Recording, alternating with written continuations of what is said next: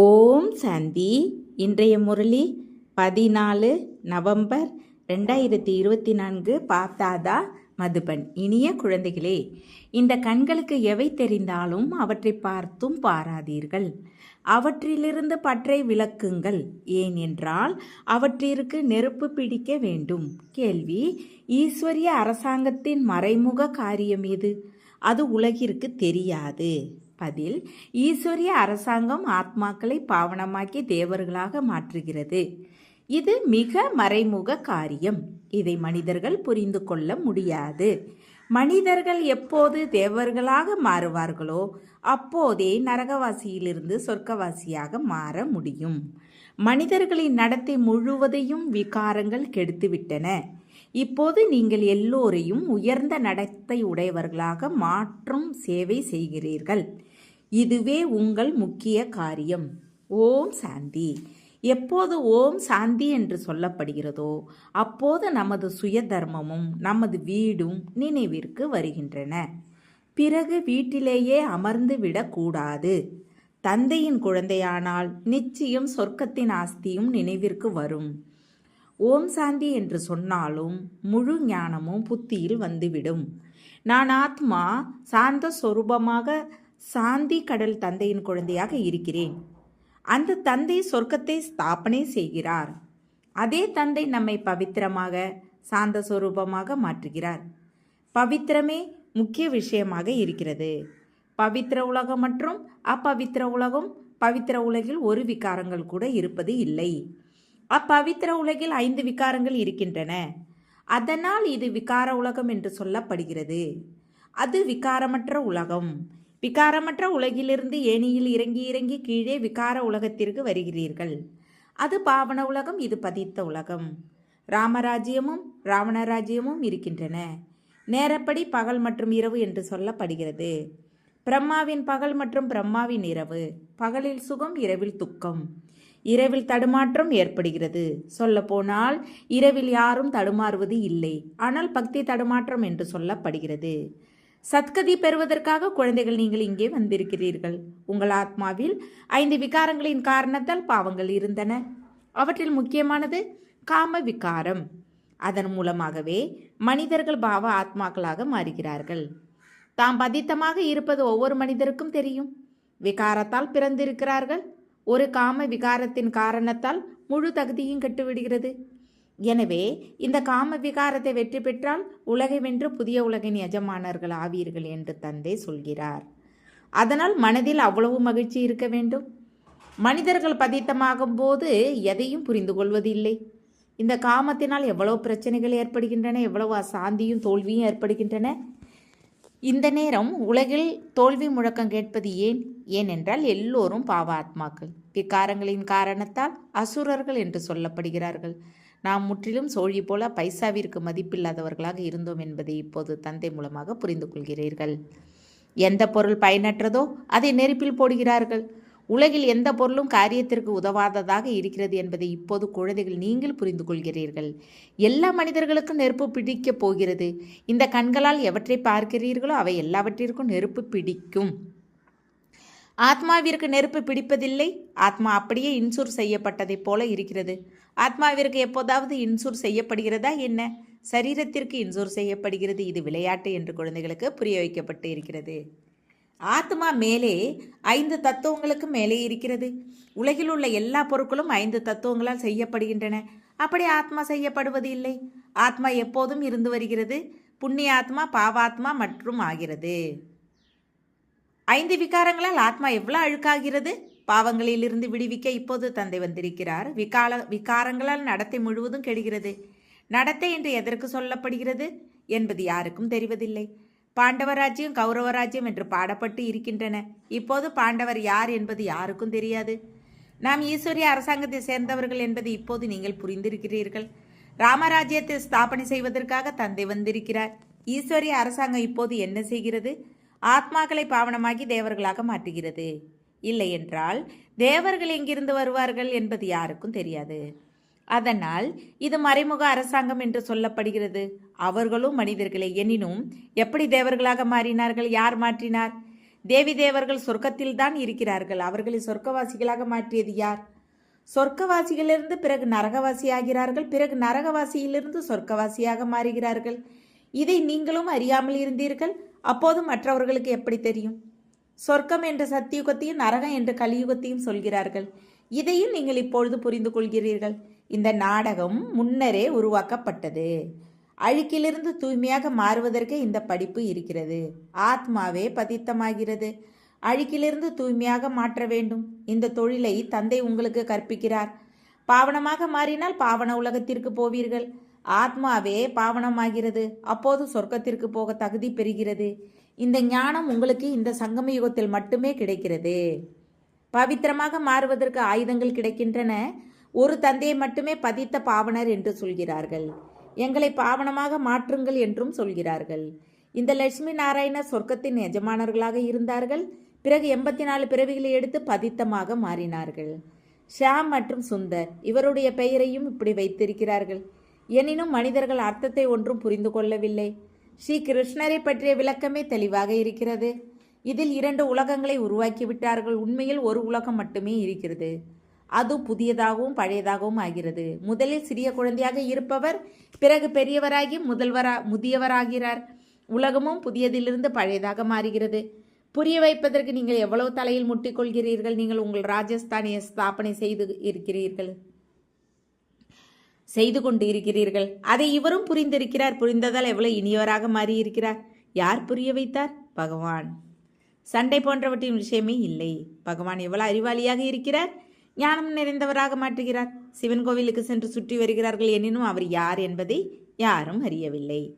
சிவகாசி, விஸ்வநாத் கங்கா என்று சொல்லிக்கொண்டே இருக்கிறார்கள். அவ்வளவுதான். கொஞ்சம் கூட அர்த்தத்தை புரிந்து கொள்ளவில்லை.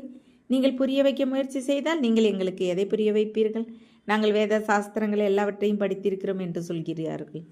குழந்தைகள், நீங்கள் நம்பர்வார் இதை தாரணை செய்கிறீர்கள். சிலர் மறந்து விடுகிறார்கள். ஏனென்றால் முற்றிலும் கல்புத்தி உடையவர்களாக மாறிவிட்டார்கள். இப்போது யார் தங்க புத்தி உடையவர்களாக மாறி இருக்கிறார்களோ அவர்கள் மற்றவர்களையும் தங்க புத்தி உடையவர்களாக மாற்றுவது அவர்களின் வேலை.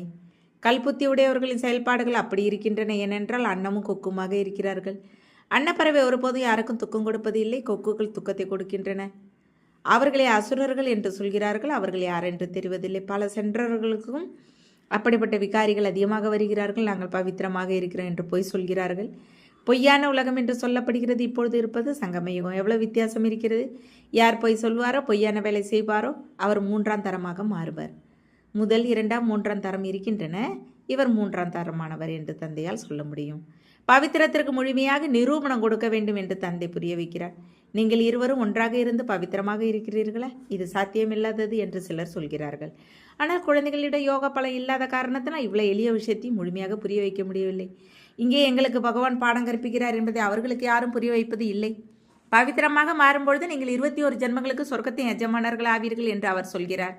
மிகப்பெரிய லாட்டரி கிடைக்கிறது. நமக்கு இன்னும் அதிக மகிழ்ச்சி ஏற்படுகிறது. சில குழந்தைகள் கந்தர்வ விவாகம் செய்து பவித்திரமாக இருந்து காட்டுகிறார்கள். தேவி தேவர்கள் பவித்திரமாக இருக்கிறார்கள். அப்பவித்திரத்திலிருந்து பவித்திரமாக ஒரு தந்தையை மாற்றுகிறார். ஞானம், பக்தி, வைராக்கியம் என்பது புரிய வைக்கப்பட்டு இருக்கிறது. ஞானமும் பக்தியும் பாதி பாதியாக இருக்கின்றன. பிறகு வருவது வைராக்கியம். இப்போது இந்த பதித்த உலகில் இருக்கக்கூடாது. இந்த வேடத்தை களைந்து வீட்டிற்கு போக வேண்டும். 84 பிறவிகளின் சக்கரை இப்போது முடிந்துவிட்டது. இப்பொழுது நாம் சாந்திதாமத்திற்கு போகிறோம். முதலில் இறைவனின் விஷயத்தை மறக்கக்கூடாது. இந்த பழைய உலகம் நிச்சயம் அழிய வேண்டும் என்பதையும் குழந்தைகள் புரிந்திருக்கிறீர்கள். தந்தை புதிய உலகை ஸ்தாபனை செய்கிறார். தந்தை அநேக முறை புதிய உலகை ஸ்தாபனை செய்ய வந்து இருக்கிறார். பிறகு நரகம் அழிந்து விடுகிறது. நரகம் எவ்வளவு பெரியதாக இருக்கிறது. சொர்க்கம் எவ்வளவு சிறியதாக இருக்கிறது. புதிய உலகில் இருப்பது ஒரு தர்மம். இங்கே எவ்வளவு எண்ணற்ற தர்மங்கள் இருக்கின்றன. சங்கர் மூலமாக விநாசம் என்று எழுதப்பட்டு இருக்கிறது. அநேக தர்மங்கள் அழிகின்றன. பிறகு பிரம்ம மூலமாக ஒரு தர்மம் ஸ்தாபனை ஆகிறது. இந்த தர்மத்தை யார் ஸ்தாபனை செய்தார்? பிரம்மா ஒன்றும் செய்யவில்லை. பிரம்மாவும் அழுக்கிலிருந்து தூய்மையாக மாறுகிறார். அழுக்கிலிருந்து தூய்மையாக மாறுபவர் என்று என்னை குறித்து சொல்வது இல்லை. லட்சுமி நாராயணனின் பெயர் தூய்மையானது. பிரம்மாவின் பெயர் அழுக்கானது. பிரம்மாவின் பகல், பிரம்மாவின் இரவு. அவரை சிவபாபாவை அனாதி கிரியேட்டர் என்று சொல்கிறார்கள். ஆத்மாக்கள் எப்போது இருந்தும் வருகின்றன. ஆத்மாக்களை படைப்பவர் என்று சொல்வதில்லை, அதனால் அனாதி என்று சொல்லப்படுகிறது. தந்தை அனாதியாக இருப்பது போல் ஆத்மாக்களும் அனாதிகளாக இருக்கின்றன. விளையாட்டும் அனாதியாக இருக்கிறது. இது முதலும் முடிவும் இல்லாமல் உருவாக்கப்பட்ட நாடகம். சுயம் ஆத்மாவிற்கு சிருஷ்டி சக்கரத்தின் முதல் இடை கடைசியின் கால அளவின் ஞானம் கிடைக்கிறது. இதை கொடுத்தது யார்? தந்தை. நீங்கள் 21 ஜென்மங்களுக்கு பிரபுடையவராக மாறுகிறீர்கள். பிறகு ராவண ராஜ்யத்தில் அனாதைகள் ஆகிறார்கள். பிறகு நடத்தை கெட ஆரம்பிக்கிறது. விகாரமும் இருக்கிறது தானே. நரகமும் சொர்க்கமும் ஒன்றாக நடக்கின்றன என்று மனிதர்கள் நினைக்கிறார்கள். இப்போது குழந்தைகள் உங்களுக்கு எவ்வளவு தெளிவாக புரிய வைக்கப்படுகிறது.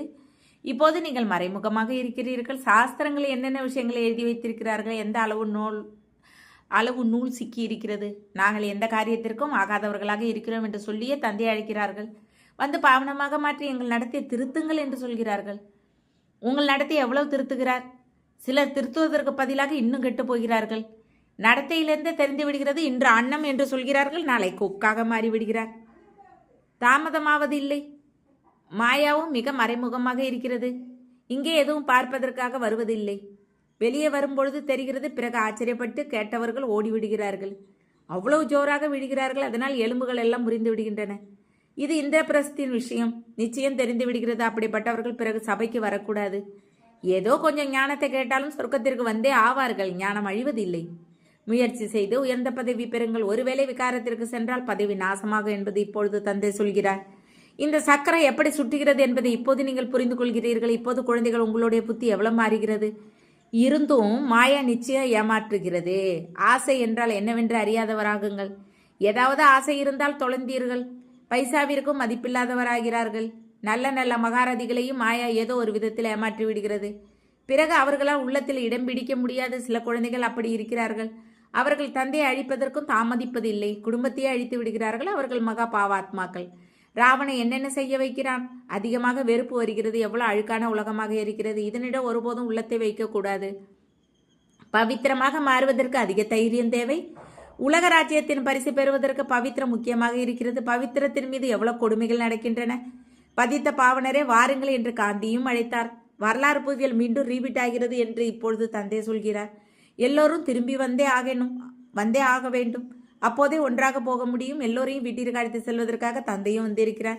தந்தை வராமல் யாரும் திரும்பி போக முடியாது. நல்லது. இனிமையில் இனிமையான காணாமல் போய் கண்டெடுக்கப்பட்ட செல்ல குழந்தைகளுக்கு தாய் தந்தை பாப்தாதாவை அன்பு நினைவுகள் மற்றும் காலை வணக்கம். ஆன்மீக குழந்தைகளுக்கு ஆன்மீக தந்தை நமஸ்தே.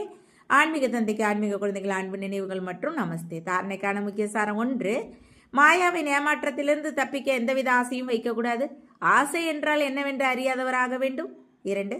உலக ராஜ்யத்தின் பரிசு பெறுவதற்கு பவித்திரம் முக்கியமாக இருக்கிறது. அதனால் பவித்திரமாக மாறுவதற்கு தைரியம் வைக்க வேண்டும். உங்கள் நடத்தையை திருத்த வேண்டும். வரதானம்.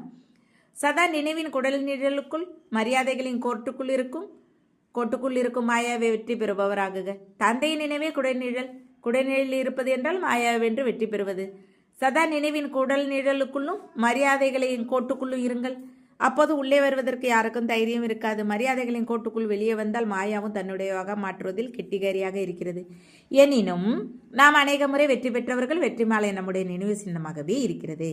இந்த நினைவால் சதா சக்திசாலியாக இருங்கள். அப்பொழுது மாயாவிடம் தோல்வி ஏற்பட முடியாது. ஸ்லோகன். அனைத்து பொக்கிஷங்களையும் தன்னிடம் கலந்து விடுங்கள். அப்போது நிறைவின் அனுபவம் ஏற்பட்டு கொண்டே இருக்கும். தேங்க்ஸ் பாப்பா. ஓம் சந்தி.